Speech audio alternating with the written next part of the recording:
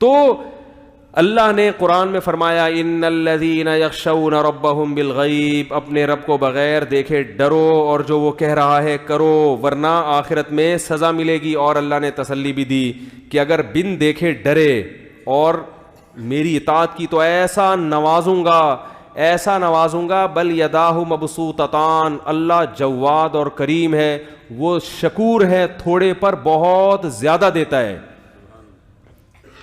تھوڑے پر بہت زیادہ۔ جن کی سمجھ میں یہ بات آ گئی نا، وہ آروں سے کٹ گئے، جن کو یقین ہو گیا وہ آروں سے کٹ گئے۔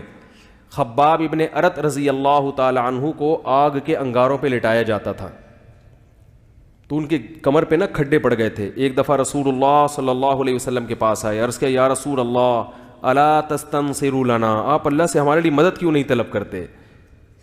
ظاہر ہے بیچارے تھک گئے تکلیفوں میں، مدد طلب کریں کہ اللہ کی مدد آئے۔ آپ کہہ رہے ہیں کہ مدد آئے گی، اسلام کو غلبہ ہوگا اور یہ سب ظلم ختم ہوگا، تو کب آئے گی مدد؟ ہم تو تھک چکے ہیں۔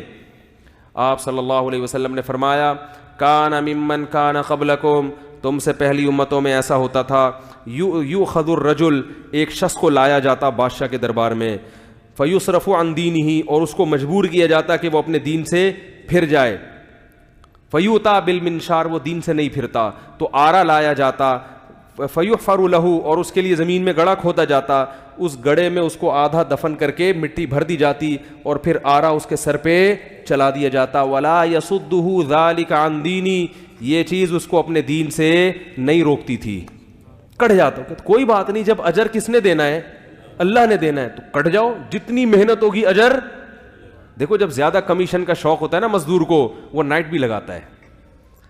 آپ جب فیکٹری میں کام کرتے ہیں تو اوور ٹائم بھی لگاتے ہیں کہ نہیں لگاتے؟ آپ کو پتہ ہے اوور ٹائم کی تنخواہ کیا ہوگی؟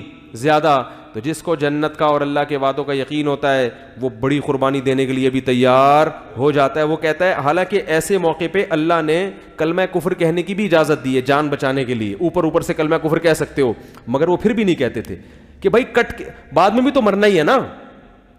دیکھو جس شخص کے ساتھ بنی اسرائیل کے جس شخص نے یہ قربانی دی اور کٹ کے چیرے لگ گئے اس کے، اگر وہ زندہ رہتا اور کفر کا کلمہ کہہ دیتا، ٹھیک ہے اللہ معاف کر دیتے، کیونکہ قتل کی مجبوری سے اس نے کفر کہا ہے، اوپر سے کہا ہے، دل میں نہیں ہے، لیکن آج وہ دنیا میں ہوتا۔ لیکن آپ صلی اللہ علیہ وسلم کی زبان اقدس سے اللہ نے اس کی مثال پیش کر کے صحابہ کو تسلی دلوائی ہے۔ کتنا بڑا مقام مل گیا نا اس کو۔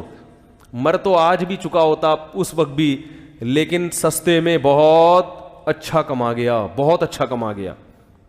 تو میرے بھائی جس کو یقین آ جاتا ہے وہ پھر ان سیکولر اور لبرل لوگوں کی باتوں میں نہیں آتا، چاہے وہ مرد ہو یا عورت ہو۔ کہتے ہیں بھائی جو اللہ کا حکم ہے اس کو فالو کروں گا، کیونکہ نوازے گا کون، اس پہ دے گا کون، ہمیں اللہ دے گا۔ اور ومن اصدق من اللہ قیلا، اللہ فرماتے ہیں اللہ سے زیادہ سچی بات کسی کی نہیں ہو سکتی۔